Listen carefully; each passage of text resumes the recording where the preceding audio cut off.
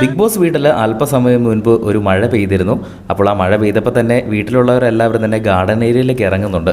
ആദ്യം എല്ലാവരും കുടയൊക്കെ എടുത്തുകൊണ്ടാണ് ഓടി ഇറങ്ങിയത്. പിന്നെ അടുത്ത് നിന്നവരുടെ കുടയെല്ലാം മറ്റുള്ളവർ തട്ടിപ്പറിച്ച് കൊണ്ട് വെക്കുന്നു.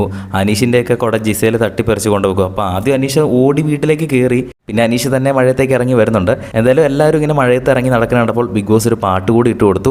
അങ്ങനെ ഇപ്പോൾ അവർ പാട്ടിട്ട് അവർ ഡാൻസ് കളിച്ചുകൊണ്ടിരിക്കുകയാണ്. ബിഗ് ബോസിൻ്റെ സീസൺ 7 ഒരു കലാശക്കൊട്ടം എന്നൊക്കെ പറയുന്ന പോലെ തന്നെ ഡാൻസ് കളിച്ച് എല്ലാവരും ഒരു പാർട്ടി മൂഡിൽ ഇപ്പോൾ നിൽക്കുകയാണ്. ഇത് കഴിഞ്ഞ് ഉടനെ തന്നെ വീട്ടിലേക്ക് കയറിയ പഴയ മത്സരാർത്ഥികളൊക്കെ തിരിച്ചു പോകുന്നതായിരിക്കാം. ഈ ഒരു സീസണിൻ്റെ ഫിനാലെ കഴിഞ്ഞ് കഴിയുമ്പോൾ ഈ ഒരു വീട്ടിൽ DJ നടത്താറുണ്ട്.